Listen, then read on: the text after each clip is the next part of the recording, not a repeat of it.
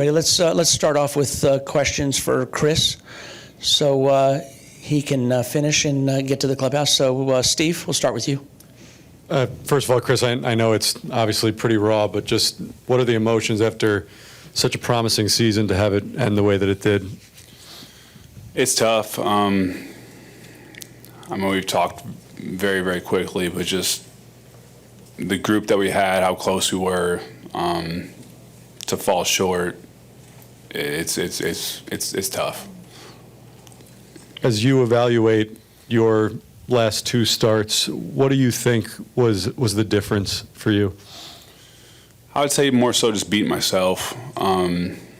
Looking back at the Atlanta start, I'm not sure how many runs they scored on walks. And then tonight, I know they scored 2 guys on walks.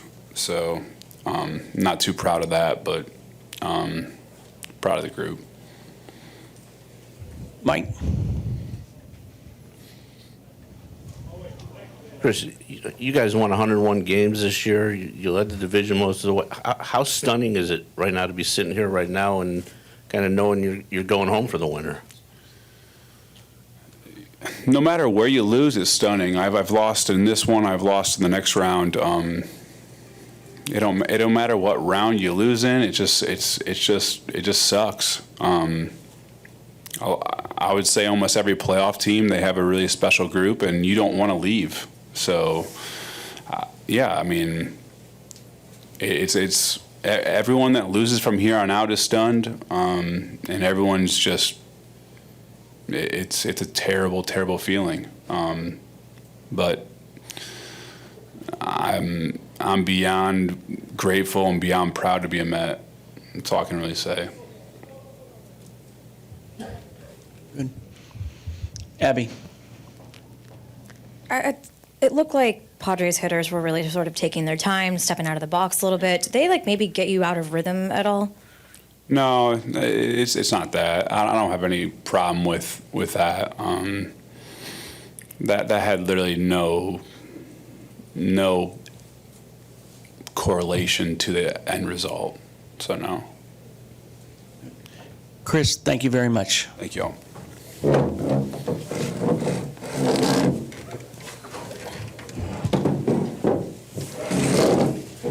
Chris, you want to stay? I'm just kidding. Okay, we're going to start off with Steve. Buck, I mean, a very similar question to what we were just talking to Chris about, but for you, what is the feeling? What is the emotion like right now, having the season end the way that it did? No, it's raw. It's this sports is so gratifying, and so many great things happen. It's just cruel too at times like this, because I feel for the players because they put so much into it, and we're such a special group. It's like I just told them. It's not always fair. I don't think I've ever had such a good blend of good people and good players. And it really creates a bond that you hate to see them not get what, everybody thinks they deserve it this time of year. I've been there with them every step of the way and seeing what they put into it and how much they cared. So, they're a very easy group to pull for, as a fan, as a coach, as a manager, as a teammate. And I just feel that for them, it's not something that's sharp either. It's like a dull, it's not going to go away. But in a lot of ways, you hope it's a stepping stone, and it drives you in the off season. I know it will be, and Billy, and I know the players.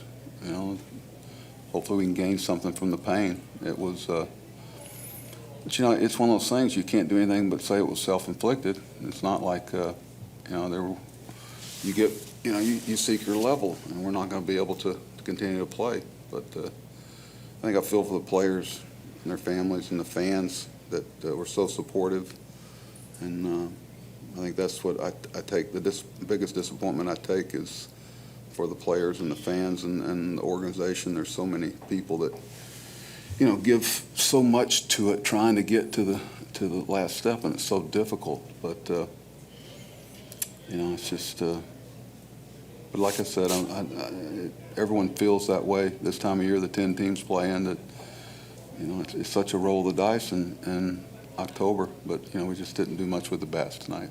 Got to give them a lot of credit. They really pitched well the whole series for the most part. They've got a lot of quality arms, and they just keep coming at you. And, they've kind of got it going this time of year. So, and I've known Bob for a long time. Always pull for his teams because I know how he goes about it. So, if you had to be eliminated, it's well run. To your point about the offense, just one hit tonight, 2 base runners, and for much of the season, you guys were really consistent offensively, and it seems like more nights than normal over the last few weeks, month, that hasn't quite been the case. What do you think changed down the stretch? Well, I think last night was indicative of a game where we got into the flow of what we were able to do well because the pitcher allowed us to. And the first night and tonight, they didn't allow us to get into the things that we're really good at. And, I'm not going to, we faced a lot of good pitching here the last month, but we did early in the season too, it seemed like. And we just couldn't get to the things that we do well as often. I think Starling, I'm so proud of him posting up. That last at bat almost took him out. But I think that's indicative of these guys, how much they care for each other, trying to be there. I wish we could have gotten, I know he was in some discomfort. The guy's going out there playing with, what amounts to a broken finger, trying to get through it. And he did for a while, but not once did he have an excuse. Lindor basically hit a line drive off his kneecap. And, but, San Diego's probably got some people like that too. So it is what it is. It's a sport that challenges you in those areas. Andy? Buck, in your experience, when a season ends in disappointment like this, is there something to the idea that a team can learn from it, come back hungry, build on it, or is every year different set of players, different culture, different? There's yes and no to all that. Not right now. You don't feel that right now because you're just the sting of just, it's over. This routine and pattern you've been in so long, when you wake up tomorrow, it's not going to be there. So, sure, some of the best development of players and people and whatever happens about 3 weeks after this is over, when you finally get a moment where you're able to see things more clearly because you're so close to it, the everyday interaction. There's so many things that the team and the organization have gotten ahead of and been proactive instead of reactive, and reflected in the season. But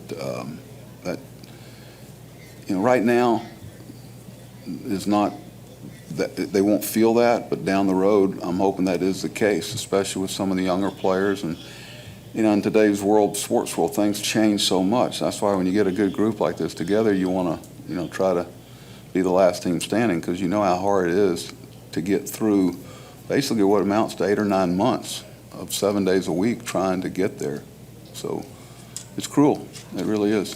What are some of the things about the culture that you and the players and Billy started to build this year that you want to make sure to hold on to going forward? Well, it's about the players. It's about the people. And you're trying to, from the get-go, and Billy and I were talking, and Steve, it's about trying to do things that fans can trust. And don't talk about it, do it. There's been enough lip service, not here necessarily, just in general. Fans don't want to, show me, play better. And I kept hoping that we were going to find our footing tonight and start doing some things that we've been good at. But, they kept us from doing it. Obviously, they pitched real well. Joel, far left.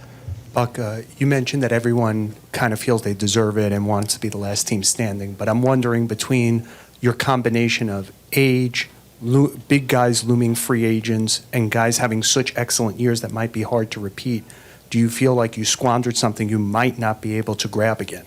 That's reality. Reality will show you that it's hard. You think, oh, I just do this and re-sign this, do that. No, there's a lot more to it. I know how good a ownership we have. I know how good a leadership we have in the baseball department, and I know, the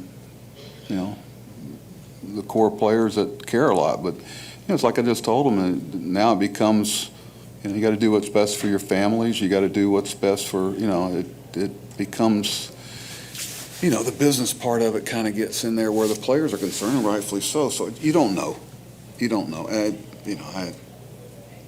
But I do know that the people that are evaluating what we need and can do and can't do, it gives me a lot of confidence. I know that I look back at the players that we brought in here, and I go out of this saying, I'm glad they're signed to next year.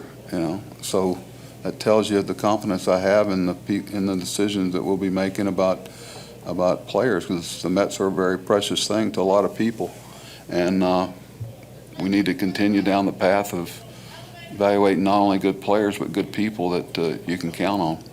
Look, the other thing is, you spent the season kind of building up kind of credentials, kind of love with your fan base. Do you think you lost something significant last weekend in Atlanta and this weekend here that you had built all year with your fan base?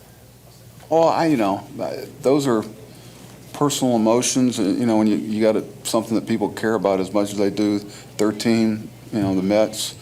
That frustration, people express it in different ways. It's a very sincere group. They're trying to do as good as they could do. There's a reason why the Braves were world champions last year and have a chance this year. But we've been real good against them. They beat us one more time than we did. And like I told our players, I don't want them going around apologizing for winning 101, 102 games. But all that does is give you a chance to do what we were able to do the last 3 games. So that's about all you get back for it. And that's frustrating, and it hurts. But I hurt for our players and our fans more than anything else, and the whole organization, because I know how much everybody put into it, from groundskeeper in St. Lucie to the people that all the way through it. That it all it plays off of how we do. It's a great responsibility that our players took on that responsibility. A lot of people run from it. They didn't. Far left there, Andy. Buck, with Musgrove, what did you see from him that caused you to ask the umpires for a check? It was, we have privy to a lot of things that point in that direction. Obviously, I love him as a pitcher, always have, and that's the only thing I kind of, I feel kind of bad about is that but it won't cast anything. He's too good a pitcher, and they're too good without getting into a lot of things, the spin rates and different things that I'm sure you're all aware of. When you see something that jumps out at you. I get a lot of information in the dugout that, we certainly weren't having much luck the way it was going, that's for sure. But, I'm charged with doing what's best for the New York Mets, and if it makes, however it might make me look or whatever, I'm going to do that every time and live with the consequences. I'm not here to not hurt somebody's feelings, I'm going to do what's best for our players in the New York Mets, and I felt like that was best for us right now. There's some pretty obvious reasons why it was necessary. You go to Barry here in the front. Hey, Buck, there certainly were signs of this going back like a month, wasn't there? I mean, if you had won a game here or there from the Cubs, Miami, Washington, you wouldn't even have been in this situation where you had to lose, where you lost out in Atlanta. You would have been onto the NLDS. So when you do the autopsy of the whole season and you put it all together on how this came about, I know it's early, but what do you think you'll be pointing to when you look at it all? You'll certainly look at those things because there's, we're very hard on ourselves. But I'll also think about the 10 or 15 games that we shouldn't have won. We're down 6 or 7 runs in the last inning, and nobody remembers all those games that you won that people don't normally win. So people will dwell on you know, this one here and this one here. I never got into saying that somebody should beat somebody at this level. That's just not, you know, it may look like that on paper, but, you know, I dwell more on all the games that we won that people said we shouldn't have, but I know that's not fashionable. Thanks, Buck. Good? Okay, thank you.